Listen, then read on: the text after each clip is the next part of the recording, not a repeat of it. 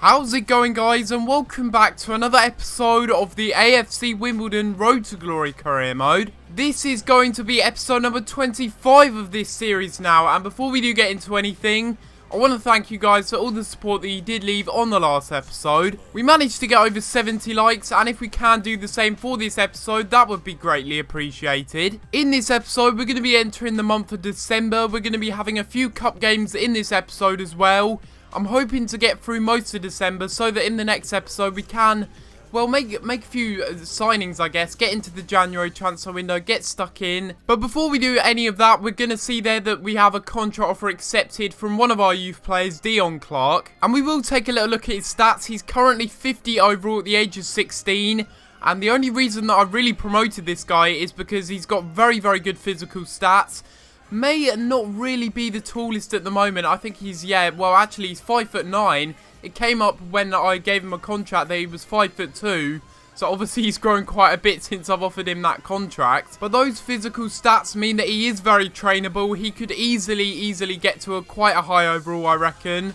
And he's certainly going to be a player that I will train in the future. But now we are going into the first game of the episode here. It's going to be against Barnsley in Football League 1. Barnsley are currently a side that are 8th on 27 points. They're mid-table, I guess, but they could also be pushing for one of those promotion spots. But this is going to be the side we're going with for the first game of the episode. Puccini once again keeping King out of the lineup.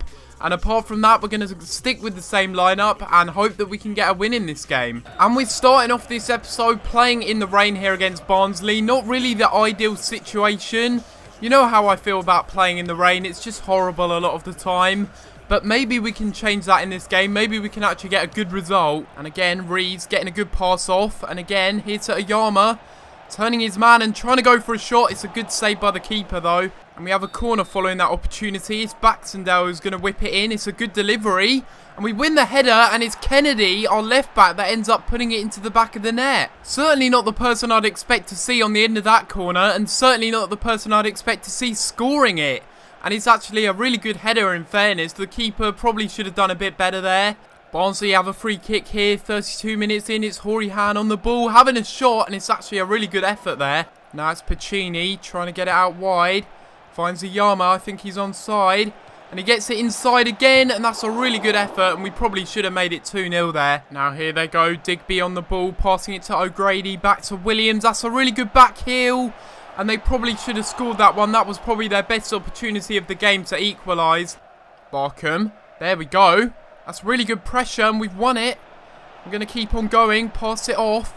And again, back to Barkham, who's going to have a shot, and he probably should have finished that one. That was a poor finish by me. And there you have it. We end up getting a solid 1-0 victory to start off the episode. A very, very good game. Could have been more goals, but, you know, I messed up a few opportunities. I'm still a bit rusty. Takes me a while to get into these games, and I guarantee we will be scoring a few more games in the coming games in this episode. And now it's the first of the month, so we are going to take a little look at the players that have grown for this month, see where they've grown and the stats that they've grown in. Tunga's up to a 64 overall, which is very good. Obviously, he's a big part of our future. Puccini's up to a 69 overall, obviously our scout future star. We've got 2 of them now, but this guy is the only one that's in the squad currently. Sears has gone up to a 64 overall now. Obviously, we gave him his debut in the last episode. Paul Robinson, sadly, is going down in overall. He's now a 65 overall. Obviously, we've got Dion Clark, and he's already gone up by +1 to a 51 overall. Ben Harrison is up to a 65 overall now, +4 this season. Very good defensively, and he's grown physically as well, which is very good. Bree's also up to a 65 overall. We got Bailey Cargill also up. He's up to a 68 overall now. Matthew Grimes as well, gone up as well, and he's up to a 68 overall. Akinfenwa is down by -1. He's down to a 63. Finally, he's gone down. We also have a monthly scouting update, so we will take a little look at this, see if we've got any good players there that are coming through. We got Nathan Shenton, possibly a decent player. Oliver Byrne as well, maybe, but I think out of all of these players, Nathan Shenton is more likely to make it. I will go ahead and sign him, and there you have it. He will be in the youth academy. Paul Robinson says he wants more wages, another player that wants an increase.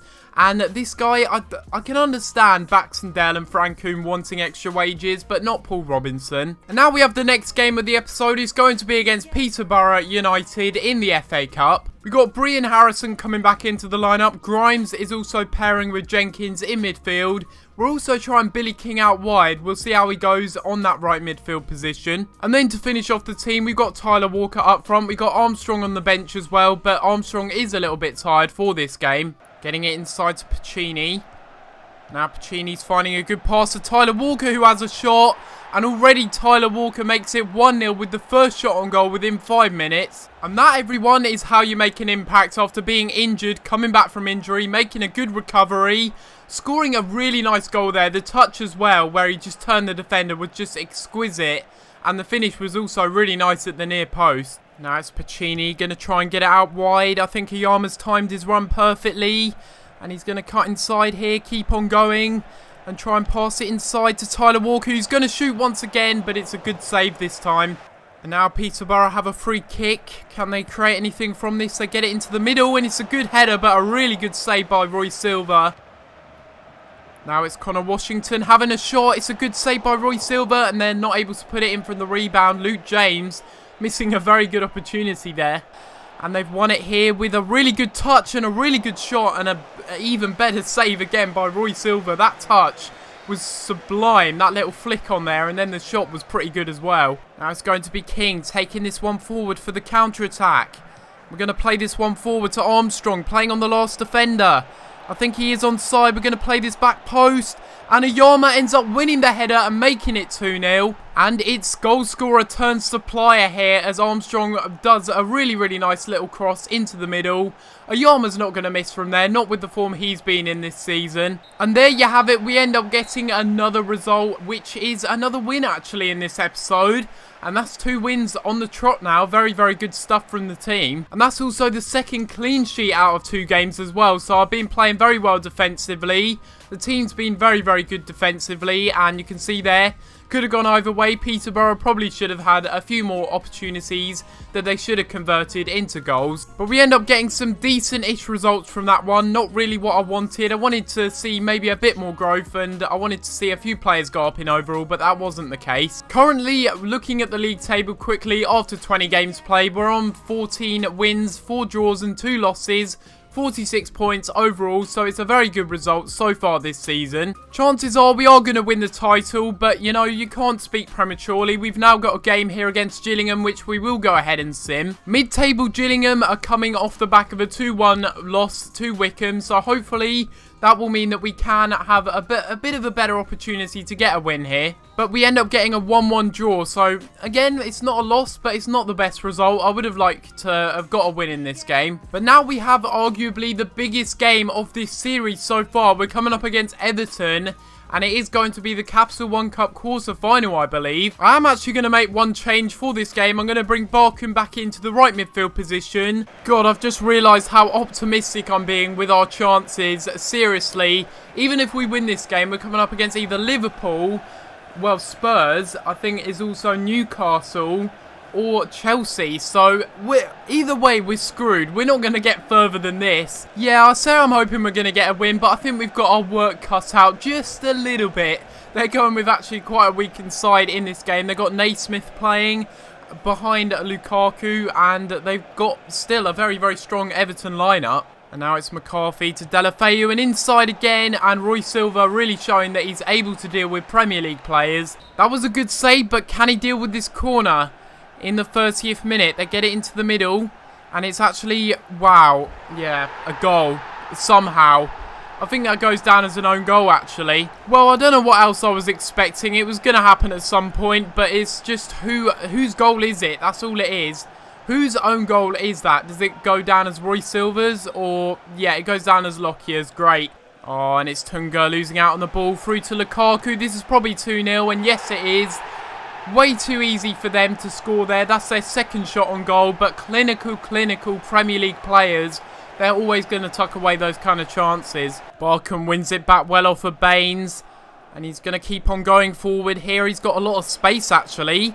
And we could keep on going and pass it into Billy King, who has a shot. And it's fallen to Armstrong. And Armstrong does score here at Goodison Park. Even if this is the only goal that we score in this game, I would still be happy with a 2-1 loss. Because we've scored against Premier League opposition. That's a feat. that probably not many people could accomplish on Legendary. Not with a team of this quality anyway. I'm sure it is possible, but you know, it would be a lot more impressive if we could come back and get a win, but it's highly unlikely. Trying to get this through to Barkham, the danger man, getting past Baines again. Obviously, we're going to try and exploit Baines' lack of pace. And now Francoum somehow kept hold of that. And he's going to go all the way and get the pass inside. And we've actually equalised here 6 minutes after scoring the first goal. And I think that's Billy King that got on the score sheet there. This is just incredible scenes. Don't tell me we're just going to stage some sort of an unreal comeback here. Look at that. Very lucky it went into the back of the net. It's almost like it was an own goal, really. And it's McCarthy playing it out wide to Naismith, who gets the cross in. This would be an absolute shocker if they score here. And Lukaku's still on the ball, turns his man and plays it back to Coleman, who plays it inside. And no way, they've scored. It's Besic scoring a really, really nice goal. That was a great team move from them. I thought our valiant effort was going to take us at least to extra time, but obviously it wasn't meant to be. Look at that for a back heel. That is just an incredible bit of skill there from Morales, and obviously Besic wasn't going to miss. So there we go. We end up losing a 5-goal thriller against Everton at Goodison Park.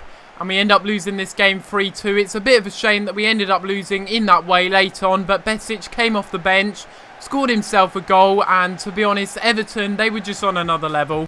So Crew Alexandra are currently 9th in the table. And we have a game here against them. I know it's away from home, but I am going to sim this game. And we'll have to wait and see if we can get a good result from this one. And we actually end up getting a 2-0 result. It's a Yama and Walker getting on the score sheet. And again, it's very good to see that Walker is being a very, very good backup player. That's his 2nd goal in this episode. And now we're going to have another training session. Hopefully we will see some growth. We see there that Matthew Grimes is up to a 69 overall. Tunga not quite there to a 65, but Sears is very close to it. Right guys, so this is going to be the end of this episode of the AFC Wimbledon Road to Glory Career Mode. And if you have enjoyed this episode, make sure you leave a like on the video and subscribe if you haven't already. In the next episode, we will be entering, well, the January transfer window. We will be able to make some signings. I'm not really too sure what budget we do have though. So currently, we don't really have the best budget in the world. I'd say we've got about £6 to work with on the weekly wages. Obviously, it's not really worth going in for, well, transfers for this season. Pre-contract signings make a lot more sense. As, you know, looking at the transfer budget, it doesn't really equate to as much as it would do if we shift it all to wages. So make sure to let me know in the comments down below what players do you think I should sign on a pre-contract deal. Whether they're young or old players, let me know in the comments down below. But apart from that guys, I'm going to have to leave it there. And I'll see you next time for another video. Thanks for watching.